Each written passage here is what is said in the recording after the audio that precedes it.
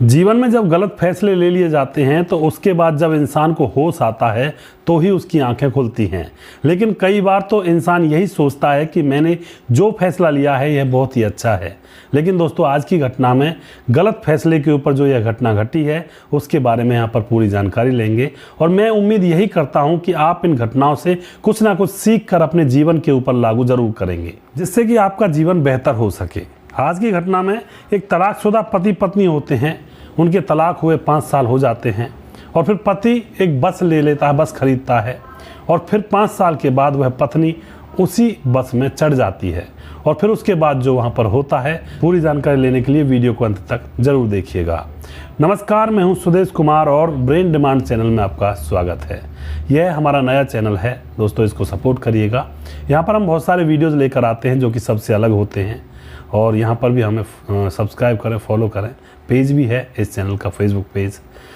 तो अब कहानी स्टार्ट करते हैं। यह घटना है मैनपुरी की।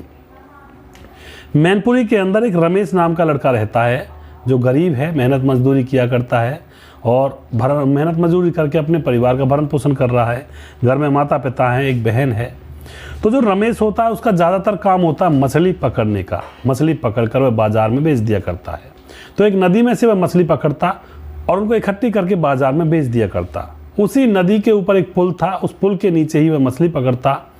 दोस्तों, उस पुल के ऊपर से कुछ लड़कियां स्कूल जाया करती थी। लड़कियों का ग्रुप था। वह वहां पर रुक करके उसको देखा करती थी कि यह किस तरह से मछलियां पकड़ रहा है। तो वह बड़ा एंजॉय लिया करती थी, उसके पास खड़ी हो जाया करती और सारा मामला वहां पर देखा करती। उन लड़कियों में एक और लड़की थी जिसका नाम होता है यहाँ पर सीमा। सीमा नाम की लड़की भी उसमें ज़्यादा इंटरेस्ट लेती है। और अब एक दिन सीमा स्कूल से अकेली आ रही थी, अपनी सहेलियों से पीछे रह जाती है जानबूझकर। अकेली आकर के वह पुल के पास खड़ी हो जाती है, उस लड़के से बातचीत करने लगती है और कहती है, क्या तुम मुझे भी मछली पकड़ना सिखाओगे? लड़का कहता है कि हाँ, क्यों नहीं, मैं तुम्हें भी सिखा सकता हूँ। लड़की की जो माँ थी वह बीमार थी और डॉक्टर ने बताया था कि उसे रोज़ सुबह शाम मछली खिलानी है। तो यहाँ पर लड़की इसीलिए उस लड़के से प्यार जोड़ती है और कहती है कि मुझे मछली पकड़ना सिखा दो। तो वह उसको अपना कांटा देता है और उसको मछली पकड़ना सिखाता है, कांटा फेंकना सिखाता है। एक दिन एक मछली उसके कांटे में फंस जाती है, उसको वह निकालता है। तो वह लड़का जो रमेश होता है वह कहता है सीमा से कि जाओ, ये मछली तुम्हारी है, तुमने पकड़ी है। सीमा कहती है इससे काम नहीं चलेगा, मुझे तो और भी मछली चाहिए। तो रमेश अपनी मछलियों में से उसको 1-2 मछली और दे देता है। सीमा उनको लेकर चली जाती है और अपनी माँ को बनाकर खिला देती है। दोस्तों, यह सिलसिला बार बार चलता है, रोज़ रोज़ का यह सिलसिला हो जाता है। सीमा रोज़ उससे मछली पकड़वाती और अपनी माँ के लिए ले जाती। अब उनको प्यार हो जाता है। सीमा को लगता है कि लड़का बहुत अच्छा है, लड़का देखने में सुंदर भी था। सीमा को रमेश से प्यार हो जाता है और अब दोनों एक दूसरे से प्रेम प्रक्रिया का आलाप लेने लगते हैं। उनके संबंध भी बन जाते हैं। वहीं पुल के नीचे देख करके वे जब कोई नहीं था तो एक बार संबंध बना लेते हैं। अब तो इनके रोज़ रोज़ संबंध बनने लगते हैं। दोस्तों, उधर जो लड़की होती है अपनी माँ से कहती है कि मैं एक रमेश नाम का लड़का है, उससे शादी करना चाहती हूँ। उसकी माँ कह देती है कि ठीक है बेटी, तुम्हारा कोई नहीं है, मैं भी न जाने कितने दिन की हूँ, तुम उससे शादी कर लो। तो वह लड़की रमेश से शादी कर लेती है। शादी बड़े धूमधाम से होती है। शादी के बाद वह पत्नी बनकर, दुल्हन बनकर रमेश के घर जाती है और वहाँ पर रहने लगती है। कुछ दिनों के बाद सीमा की माँ की मौत हो जाती है क्योंकि वह बहुत बड़ी बीमारी से जूझ रही थी। सीमा अकेली हो जाती है। रमेश उसको सहारा देता है कि तू चिंता मत कर, मैं हूँ, मैं तेरा जीवन भर साथ निभाऊंगा। इस तरह के उनके बीच में कस्में वादे होते हैं। अब यहाँ पर क्या होता है, शादी होने के बाद अब रमेश भी बीमार पड़ जाता है और सीमा को लगता है कि जैसे मेरी माँ की मौत हो गई, रमेश भी मर जाएगा, क्योंकि बीमारी से तो मर जाते हैं लोग। दोस्तों, अब वह रमेश से दूर होने लगती है क्योंकि रमेश की कमाई भी ख़त्म हो जाती है, कमाने धमाने नहीं जाता है। सीमा उससे लड़ाई भी करने लगती है। ऊपर से तो रमेश बीमार और ऊपर से उसकी पत्नी सीमा उससे लड़ाई करती कि घर में 1 भी रुपया नहीं है, खाने को दाना नहीं है, आखिर करेंगे तो करेंगे क्या, जिएंगे तो जिएंगे कैसे। दोस्तों, यहाँ पर यह मतलब नहीं होता है घर के अंदर अगर कमी आ जाए तो पत्नी का ये नहीं होता है कि भाई वो पति के ऊपर जोर जुलम करने लगे कि खाने के लिए लाओ। पति बीमार है तो पत्नी को कमाना चाहिए, कहीं 2 पैसे उसको पैदा करने चाहिए, क्योंकि इसी को जीवन साथी कहा जाता है। ये नहीं है कि किसी की ज़िंदगी पर कुंडली मारकर बैठ जाए और बस उसी से चुगने के लिए मांगते रहें। तो ऐसा नहीं होना चाहिए। पति पत्नी बराबर का जोड़ा होता है, एक दूसरे के साथ मिलकर ज़िंदगी जीने का और ज़िंदगी में कमाने का नाम पति पत्नी का रिश्ता होता है। लेकिन यहाँ पर यह खुद तो कुछ करना नहीं चाहती है, हरामपना करती है। और पति बीमार था, उसे ताने मारती और बार बार कहती कि वह खाने के लिए कहाँ से आएगा, तुम तो बीमार हो। पति कहता है कि मैं जल्दी ठीक हो जाऊँगा, फिर से बात वही हो जाएगी, तुम चिंता मत करो। लेकिन दोस्तों लड़की जो कि पैसों की ज़्यादा लालची थी, अब सीमा एक दूसरा लड़का होता है राजीव, उससे प्यार करने लगती है और अब उसके प्यार में पागल हो जाती है। अपने पति रमेश को बीमार छोड़ करके वह अपने प्रेमी के साथ घूमने जाया करती। अब वह प्रेमी से बात करती है कि मैं तो तुम्हारे साथ रहना चाहती हूँ, मेरा पति तो बीमार है, कुछ कमाता धमाता नहीं है। तो उसका जो प्रेमी होता है राजीव उससे प्यार करता है और उससे शादी कर लेता है। जो रमेश होता है वह रोता है कि मुझे दुख में छोड़कर मत जाओ, यह बहुत गलत बात है, मैं किसके सहारे जीऊँगा। और पत्नी का एक बहुत बड़ा सहारा होता है जीवन में, लेकिन वह अपने पति को छोड़ करके नए प्रेमी राजीव से शादी कर लेती है, उसके साथ घर बसा लेती है। उधर कुछ दिनों के बाद रमेश ठीक हो जाता है और जैसे ही वह ठीक होता है तो दोबारा काम पर जाने लगता है। पत्नी को वह खो ही चुका था, क्योंकि पत्नी तो पैसों की लालची थी।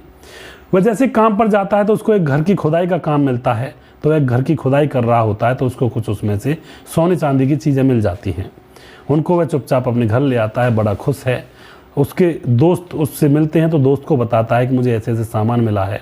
तो उसका दोस्त कह देता है कि तुम इस सामान को ऐसे वेस्ट मत जाने दो, इसके बदले में तुम बस खरीद लो और बस से कमाई धमाई और ज़्यादा होने लगेगी। तो रमेश एक बस खरीदता है और उसमें कमाई धमाई करने लगता है। बस अच्छी चल निकलती है तो दूसरी बस खरीदता है, फिर तीसरी, और इसी तरह से 4 बस वह खरीद लेता है। अब तो उसके पास पैसों का और छोर नहीं है, काफ़ी धन दौलत है। दोस्तों वह अपने बसों पर ड्राइवर कंडक्टर रखने लगता है। कभी कभार वह बसों में खुद भी चला जाया करता है घूमने के लिए, या फिर कई बार बस चलाने के लिए खुद भी चला जाया करता है जब कोई ड्राइवर नहीं होता है। उधर जो उसकी पत्नी थी सीमा, वह राजीव के साथ रह रही थी, लेकिन राजीव उसे धोखा देने लगता है, मारता पीटता, उसे परेशान रखता और बार बार यह ताना देता कि तू जब अपने पति की नहीं हुई तो कल को मेरी ही कैसे होगी, तो निकल जा मेरी ज़िंदगी में से। रोज़ रोज़ उनके बीच में लड़ाइयाँ झगड़े होते और अब उसका पति उसे तलाक दे करके एक दूसरी शादी कर लेता है। सीमा अब अकेली हो जाती है, माँ भी मर चुकी थी, अब वह जिए तो जिए किसके साथ। उसको बड़ा अपने ऊपर एक तरह से कहते हैं बड़ा दर्द आता है कि मैंने रमेश के साथ बहुत गलत किया, उसे छोड़कर मैं यहाँ पर आ गई, नए पति ने तो मुझे धोखा देकर दूसरी शादी कर ली। लेकिन दोस्तों वह करती भी तो करती क्या, उसकी हिम्मत नहीं हो रही थी अपने पुराने पति रमेश के घर जाने की, क्योंकि वह उसके अंदर इतनी हिम्मत थी नहीं। अब यहाँ पर समय गुजरता रहता है, धीरे धीरे कुछ समय और गुजरता है। उसके दूसरे पति ने दूसरी शादी कर ली थी। एक दिन क्या होता है, सीमा घर से परेशान थी, अपने मायके में रहा करती थी, कोई भी नहीं था वहाँ पर, तो वह बाज़ार जाने लगती है और जो बस स्टॉप होता है गांव का वहाँ पर खड़ी थी, तो वहाँ पर एक बस आकर रुकती है। उस बस को उसका पुराना पति रमेश चला रहा था, क्योंकि उसी की वो बस थी। उस बस के अंदर चढ़ जाती है और चढ़ करके वह सीट पर बैठ जाती है। कंडक्टर उससे पैसे मांगता है तो वह कहती है मेरे पास पैसे नहीं हैं और मुझे ऐसे ही छोड़ दो, लेकिन कंडक्टर उसको गाली गलौज देने लगता है। उधर पति जो ड्राइवरी कर रहा था वह सुनता है कि आखिर बात क्या है, तो वह पीछे आता है, दूसरे ड्राइवर को सीट पर बिठाता है। आकर के देखता है तो उसकी जो पत्नी होती है सीमा, जो उसको छोड़ चुकी होती है, वह उसकी तरफ देखकर एकदम से सर झुका लेती है कि यह तो मेरा पति रमेश है। दोस्तों लेकिन फिर भी रमेश उसके पास जाकर सीट पर बैठता है, उससे कहता है क्या बात हो गई, तो वह कहता है कि मेरे पास पैसे नहीं थे, तुम्हारा कंडक्टर मुझसे लड़ाई कर रहा है। तो अपने कंडक्टर से कहता है कि इससे पैसे मत मांगना और आज के बाद जब भी यह बस में चढ़े कभी भी इससे पैसे मत मांगना।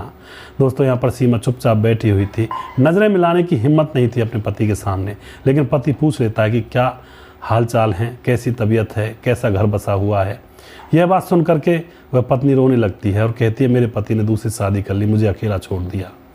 दोस्तों यहाँ पर रमेश कहता है कि मैंने तुमसे कितनी बार कहा था कि मुझे असहाय निसहाय छोड़कर मत जाओ, तुम्हारे साथ अच्छा नहीं होगा, लेकिन तुम मुझे अकेला छोड़कर चली गई थी मेरे मुसीबत के वक्त में।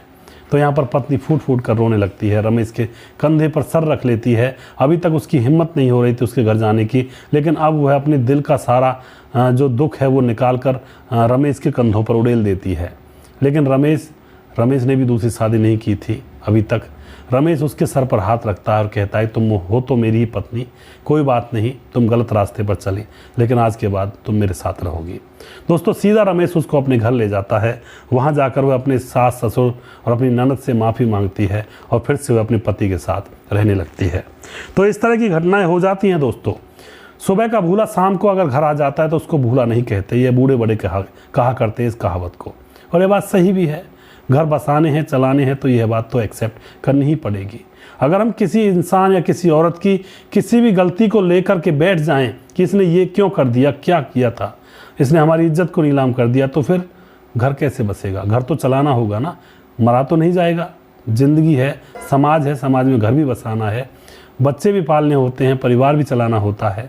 तो यहाँ पर वही बात लागू सही होती है कि सुबह का भूला शाम को घर आ जाए तो उसको भूला नहीं कहते, उसको एक्सेप्ट करना चाहिए, तभी घर बसते हैं।